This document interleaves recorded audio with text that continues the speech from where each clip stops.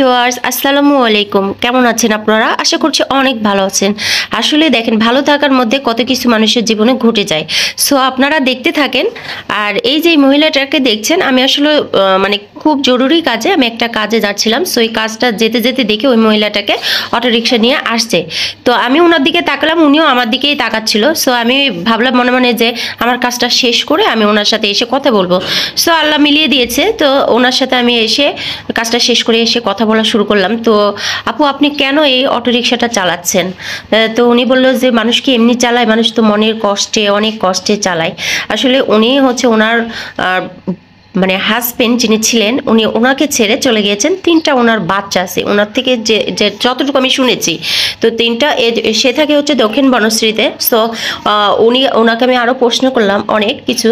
তো ওনাকে বললাম ওনার জীবন কাহিনী। তো উনি বললো যে আপু, কম কষ্টে কি মানুষ অটোরিকশা চালায় এই রাস্তাতে, এই মহিলা হয়ে?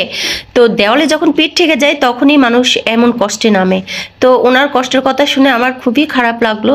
তো আমি তো কিছু করতে পারবো না, জাস্ট আমি শুনেই রাখলাম যে জীবনে মানুষ কতই কষ্ট করে। তো ওনার 3টা বাচ্চা যেটা আছে, ছেলেমেয়েরা, উনি কিন্তু অটোরিকশা চালিয়ে তাদের জীবন চালায়, ঠিক আছে, তাদের জীবন সংসার।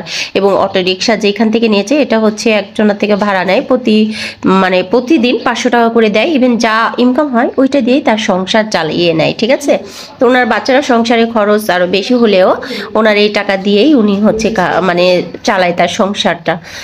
তো অনেক বিভিন্ন জায়গায় যায়। তো উনি বলে যে মানুষ আমার বিভিন্ন ভিডিও নেয় কিন্তু আসলে কোনো উপকার পায় না, তাই বলে। তো আমার একটা দাবি, উনি যেটা বলে, ওনার দাবি যেটা আমার না, ওনার হচ্ছে যে উনি এত কষ্ট করতেছে, তাহলে ও মানুষ কষ্ট করে, আমি পারবো না কেন? আমি মেয়ে হয়েছি তাই কি হয়েছে? আমি নিজেকে স্বয়ংসম্পূর্ণ করেই চলবো। কারণ যেহেতু ওনার স্বামী চলে গিয়েছে ওনাকে ছেড়ে, ওনার মনের দুঃখে, মনের কষ্টে, কারণ উনি তো আর বাচ্চারা তো ছোট ছোট, ওনার বাচ্চারা তো আর ইনকাম করতে পারবে না বা ইনকাম করতেছে না, এই কারণে উনি এই রিক্সায় হাত দিয়েছে। তো আমি ওনাকে আরও জিজ্ঞেস করলাম যে কেন, আপনি তো আরও অনেক কাজ করতে পারেন।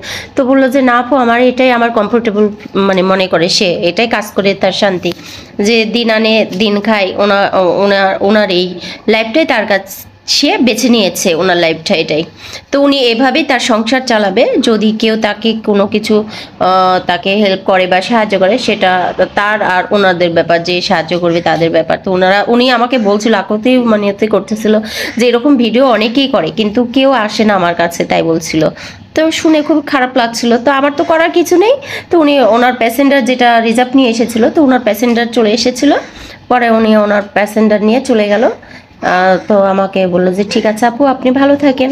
তো ঠিক আছে, আমি ওনাকে বললাম দোয়া করি আপনিও অনেক ভালো থাকেন, আপনার যে মনের আশা পূর্ণ করুক, এটা বলে উনি চলে গেল। তো আমার খুব কষ্ট লাগছিল যে মানুষ কত কিভাবে কষ্ট না করে, আর এই মানুষ কষ্টের কেউ দাম দেয় না, বুঝছেন?